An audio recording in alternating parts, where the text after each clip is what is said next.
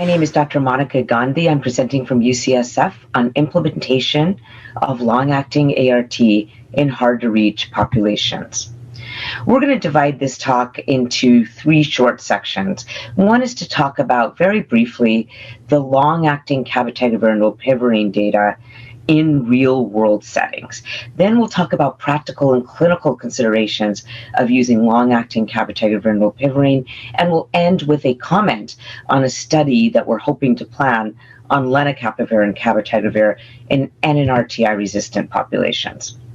So, as you know, essentially the long-acting cabotegravir and rilpivirine, when it was approved in many countries in early 2021, had been studied in three major registrational clinical trials.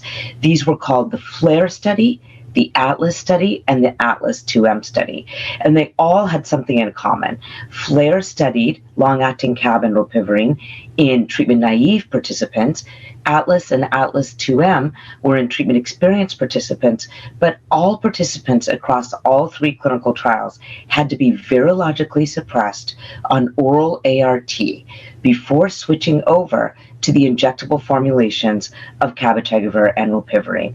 And there were very high rates of virologic suppression, even in ATLAS 2M when the drugs were given at higher doses every 2 months instead of every 4 weeks. But again, these were in virologically suppressed populations. We do know from an updated analysis that was published just in June of 2023 in Clinical Infectious Diseases that the overall rate of virologic failure across FLAIR, ATLAS, and ATLAS 2M was very low. It was about 1.4% in this CID article from Chloe Orkin et al. However, it's important to note that when participants did fail on long-acting cabotegravir and rilpivirine, they failed with integrase inhibitor resistance or NNRTI resistance or both. And so these failures can be really problematic in terms of using first-line INSTI therapy thereafter, but the failure rate was low. So why would we want to use these long-acting antiretroviral therapies in hard-to-reach populations? Well, the reason is that if we wait till the drug has been studied in viremic populations, in hard-to-reach populations, it's really that population that we need these drugs the most. For example, there's a model that shows that 10% of individuals in high-income countries are carrying 90% of the virus. There are multiple reasons why it's hard to take oral ART every day. We call these hardly reached populations, and it really is critical to think about equity and access of long-acting ART to populations who have a difficult time taking oral ART. So we started a demonstration project in our clinic, which was called Ward 86 at San Francisco General, to offer long-acting ART, cabotegravir and rilpivirine, which is the only approved combination of long-acting ART, to vulnerable populations. And our population does have a lot of concomitant challenges. Almost all of our patients are publicly insured. We have a high rate of major mental illness. We have a high rate of about a 34% rate of marginal housing or frank homelessness. And a third of our patients use stimulants, which are mostly methamphetamines, low-income patients.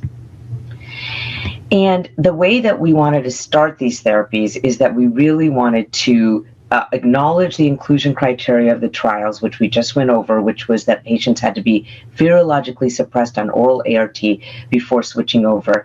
And we did not require that as an inclusion criterion to our demonstration project, but we did ask the patients that they would come in regularly for their injections.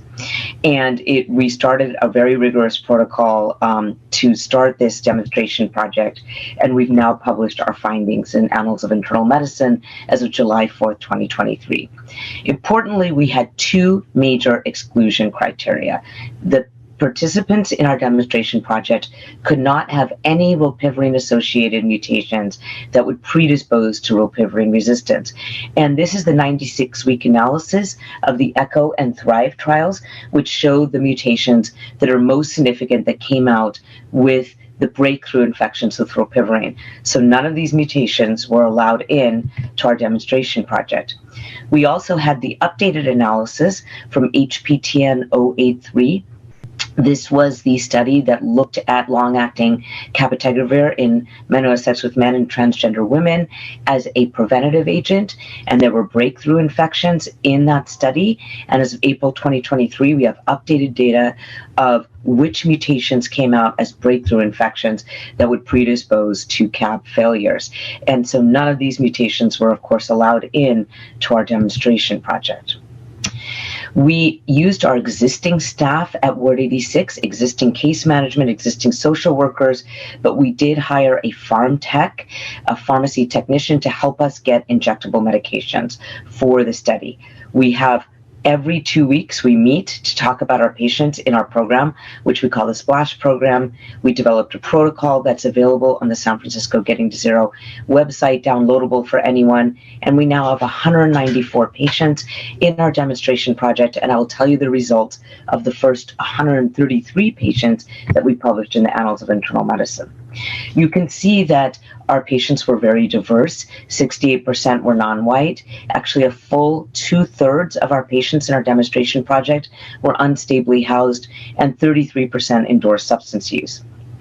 Of our 133 patients, 57 or 43% started with viremia. They had such adherence challenges they were unable to take oral ART. The remainder, 76, were suppressed on oral ART, just like in the clinical trials. And in those who started out with virologic suppression, all of them remained suppressed. What about the 57 individuals who started with viremia? Well, at a median of 33 days, 55 had suppressed. 2 experienced virologic failure out of those 57, and they each, in retrospect, had minor mutations. One had a minor INSTI mutation, T97A, and one had a minor NNRTI mutation, the V179I. So we know why they didn't achieve virologic suppression, but overall, across the 133 participants, our overall rate of virologic failure was on par with what I just showed you from FLAIR Atlas and Atlas 2M, which was a 98.5% virologic suppression rate or a 1.5% virologic failure rate. Have there been other real-world demonstration projects of long-acting ART? There have. This is a study that was shown to us at ID Week in October of 2022 across the OPERA cohort. And you can see that this is a large cohort of individuals who are treated on antiretroviral therapy here in the United States. And of 383 who are on long-acting cabotegravir and rilpivirine, only 21 had started with viremia. However, of those 21 who started with viremia, 19 achieved virologic suppression, which is a 91% virologic suppression rate, even among those small patient size who are virologically failing at the onset of starting injectables. There are 2 studies that are real-world studies, but they've been performed in virologically suppressed patients. There's the Carlos cohort in Germany, which started, again, virologically suppressed patients and had a high rate of virologic suppression with the long-actings. And there's the Carousel cohort across Europe, again, started with virologic suppression on oral ART and did well. And then what about some practical and clinical considerations? Well, the major risk factors for failing long-acting ART are having rilpivirine-associated RAMs, so these drugs should not be started if there's resistance to rilpivirine, having a high BMI, and having HIV subtype A1 and A6. There's something that we can do about the high BMI, which is if you have a high body mass index, we can give the drug with a longer needle. That will lead to higher cabotegravir concentrations. And then finally, a couple of other practical considerations. Remember, we can inject this medication in the thigh. We've seen good pharmacokinetic data that you don't need gluteal injections. You can use it in the thigh if the patient prefers that. And that in general, the tails are longer with the pharmacokinetic tail in women versus men with cabotegravir. And so keep that practical consideration into account. Women may have more forgiveness of the long-acting cabotegravir than men. So I'll conclude here with the fact that we should think about studying long-acting cabotegravir and ropivirine in viremic participants.